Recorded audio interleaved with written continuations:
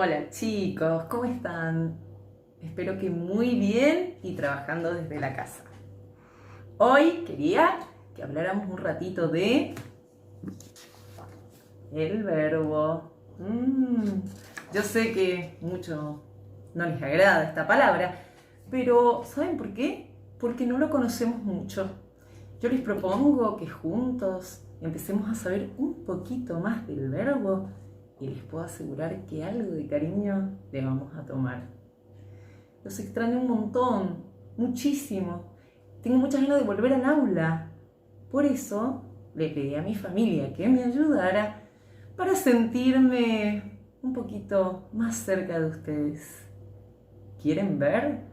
Voy a practicar como si estuviera con ustedes cada mañana. Buenos días, chicos.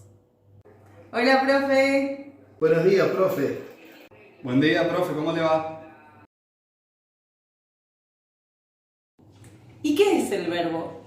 El verbo es la palabra más importante de cualquier idioma. Es la palabra que tiene mayor jerarquía sobre todas las demás, porque con solo el hecho de que aparezca un verbo en una oración, ya le otorga un sentido y un significado. Cuando ustedes iban a la escuela primaria y la señora les preguntaba ¿qué es un verbo?, lo primero que contestaban es una acción. Y está bien, porque los verbos pueden indicar acciones. Pero, ¿los verbos solo expresan acciones? No, vamos a aprender algo nuevo de él. Los verbos pueden expresar una acción, sí, perfecto, como correr, cocinar, caminar, trabajar.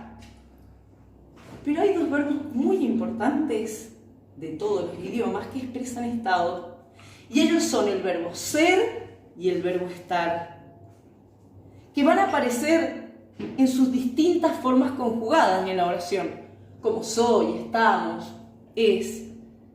Pero muchas veces les cuesta reconocerlo. Si les pido, reconozcan el verbo en la siguiente oración y aparece el verbo ser y estar, difícilmente lo reconocen. Y hay que tenerlo muy en cuenta, porque estos verbos marcan existencia. De hecho, si les pregunto cuál es el primer verbo que ustedes estudian en inglés, me van a decir el verbo to be. ¿Y qué significa el verbo to be? Ser o estar.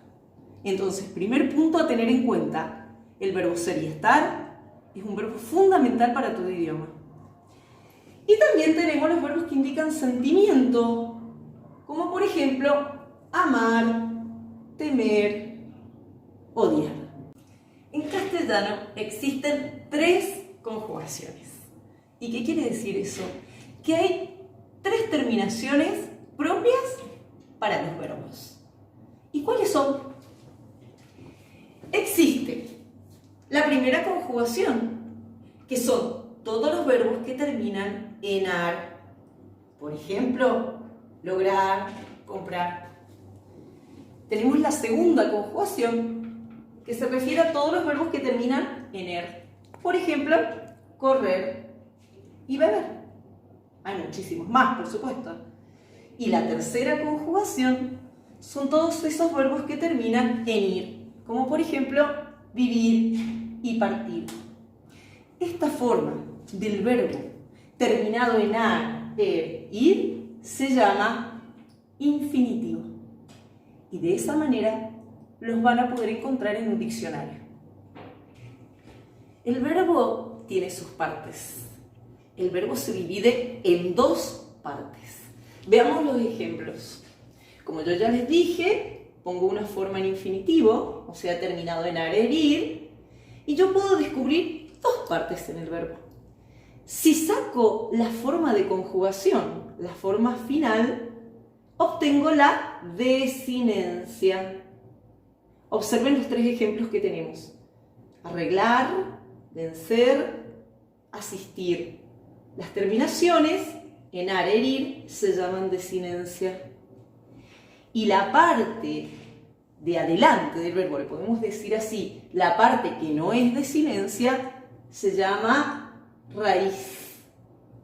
O sea que las 2 partes del verbo son la raíz y la desinencia. Hay un ejercicio que a mí me gusta hacerles. Por ejemplo, les pido, chicos, Dividan el verbo en raíz y desinencia. Supongamos que yo le doy el siguiente ejemplo, ¿sí? Y digo, trabajamos. ¿Cómo separamos este verbo en raíz y desinencia? Y bueno, ¿qué hay que hacer? Hay que llevarlo a su infinitivo.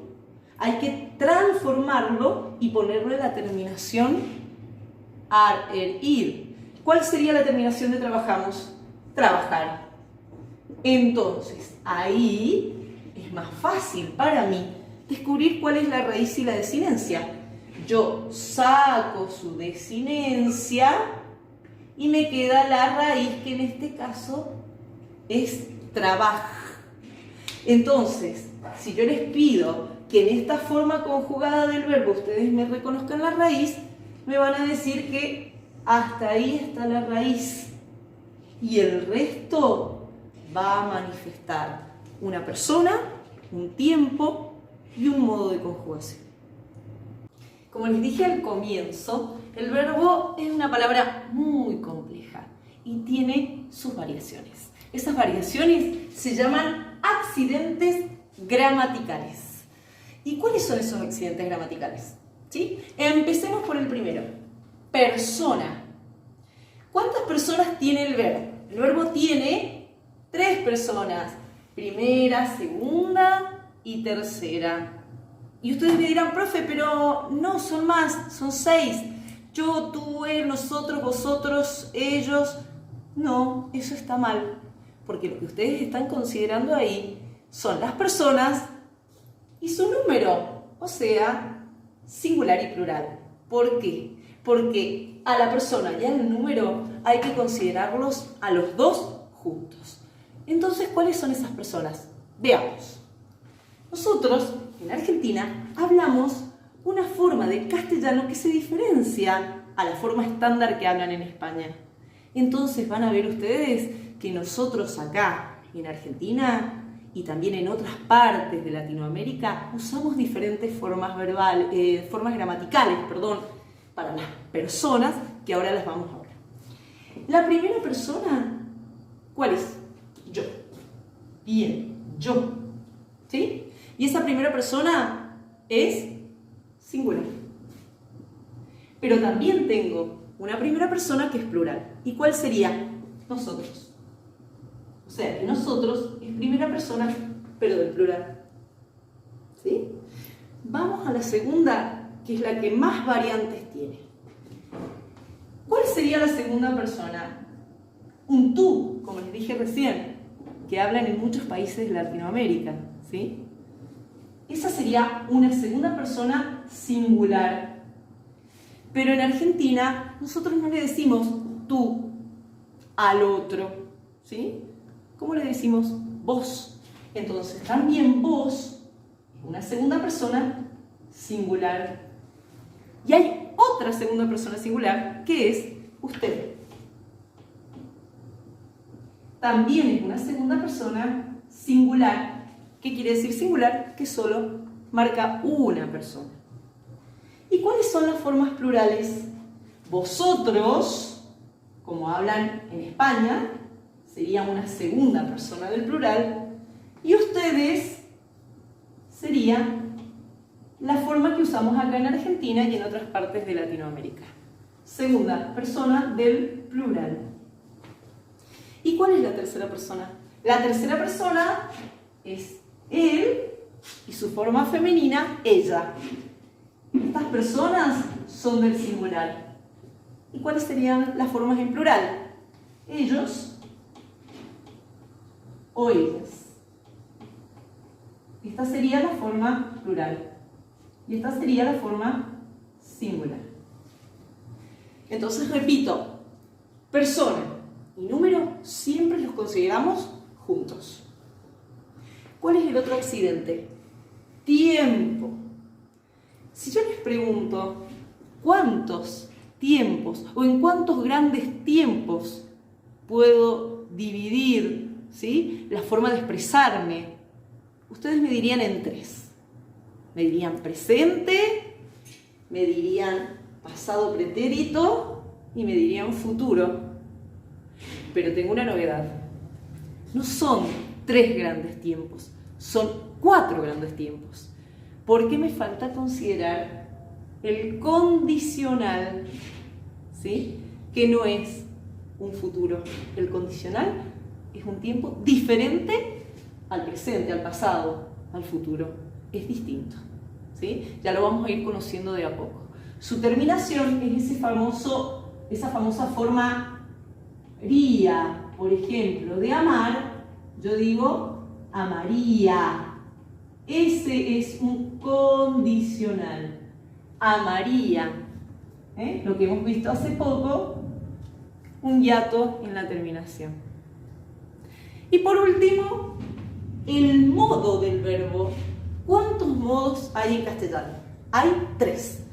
Indicativo, subjuntivo, imperativo. El indicativo tiene 10 tiempos. El subjuntivo tiene 6 y el imperativo solo tiene 1, por suerte. Todo esto que dije está resumido, chicos, en esta famosa tabla de conjugación. Seguramente lo han trabajado en la primaria, lo que pasa es que ahora la vamos a examinar más detenidamente. Este año solo vamos a trabajar con el indicativo, ¿sí? Y cuando veamos texto instructivo, trabajaremos un poco el modo imperativo. El modo subjuntivo lo trabajarán en años venideros. ¿Esta tablita me sirve solo para primero? No. Guárdenla. Yo se las voy a mandar, porque con esto van a trabajar en primero, en segundo, en tercero, en cuarto, en quinto y en la facultad. Y ahora voy a tratar de responder algunas de las posibles preguntas que te hayas hecho. Primera pregunta. ¿Todas las palabras que terminan en ar, herir son verbos? No. Por ejemplo, lugar es un sustantivo. Prócer es un sustantivo. Mártir es un sustantivo. Entonces inmediatamente me surge la otra duda. ¿Cómo me doy cuenta entonces que es un verbo y no otra categoría gramatical? Porque el verbo tiene accidentes gramaticales, o sea, se puede conjugar. Y esto es muy importante que lo tengas en cuenta. Veamos un ejemplo. Lugar. Yo puedo decir yo lugo, tú lugas. No, me queda mal, no es un verbo. Trabajar. ¿Puedo decir yo trabajo, tú trabajas? Sí, entonces es un verbo. ¿Sí? Obviamente, este no tiene sentido, este es un verbo. Tercera pregunta. En una oración o texto, ¿los verbos van a aparecer terminados en ar, herir? No siempre. Pueden aparecer estas formas llamadas no conjugadas, pero el mayor porcentaje de los verbos van a aparecer mostrando sus formas conjugadas. O sea, manifestando tiempo, modo, persona y número, como les expliqué hace un ratito en el pizarrón. Y acá tienen un ejemplo, ¿sí? Fíjense lo que está marcado más oscurito. La mujer agarró del brazo al niño y prácticamente lo sentó en sus faldas, suponiendo que el joven le daría, ¿sí? Y si ustedes se fijan, también hay palabras terminadas en ar, herir, que son verbos como llorar, pero no están conjugados. Van a aparecer las dos formas, conjugados y no conjugados. Cuarta pregunta, muy importante y presten atención a esta. ¿Las formas verbales conjugadas siempre están formadas por una sola palabra? No. Existen las formas simples y formas compuestas. Y esto lo vimos o lo veremos después en el cuadro de las conjugaciones que yo les mostré. ¿Sí? Fíjense, formas simples. Solo hay una palabra. Amo, temo, parto. Pero si yo ya me voy a los tiempos compuestos o pluscuamperfectos, aparecen dos palabritas. He amado, has amado, ha amado. Fíjense acá el pretérito pluscuamperfecto. Había amado, habías amado, había, ¿sí? Fíjense el futuro. Habré amado, habrás amado. Estas formas se llaman formas compuestas del verbo. ¿Y son dos verbos diferentes? No. Son dos formas verbales, pero que marcan solamente un tiempo. Esas son algunas de las preguntas más frecuentes. Ahora espero que vos hayas anotado todo y me mandes las tuyas. Y ahora la última actividad. Esta tiene que ver con la lectura del almacén de las palabras terribles. ¿Sí? Ustedes ya leyeron el capítulo 1. Bueno, ahora esta actividad la tienen que resolver mientras leen el capítulo 2. ¿Y qué tienen que hacer? Estas imágenes que ven aparecen narradas en el capítulo 2. Ustedes tienen que encontrarlas y decirme cómo aparecen esas imágenes, en qué circunstancias. Por ejemplo, hospital. Van a buscar ustedes en el capítulo 2 dónde aparece la palabra hospital. Y me van a decir, por ejemplo, es cuando el papá de Talia va hasta el hospital porque lo llaman de urgencia. ¿Entendieron? Así van a hacer con cada una de las otras imágenes. Estas aparecen solo en el capítulo 2. Suerte, cualquier cosa ya saben, me consultan. Bueno chicos, para mí ha sido una enorme satisfacción haber grabado este videíto. Me hizo sentir muy bien. Quiero decirles que con esto no terminamos para nada el tema de verbo. Es una primera clase y una aproximación. En el correo, cuando ustedes reciban mi tarea, todo lo que expliqué va a ir detallado. Y van a tener una pequeñísima ejercitación de verbos para que yo compruebe si han entendido lo que les expliqué. Les mando un beso enorme, los quiero un montón y espero verlos pronto en el aula.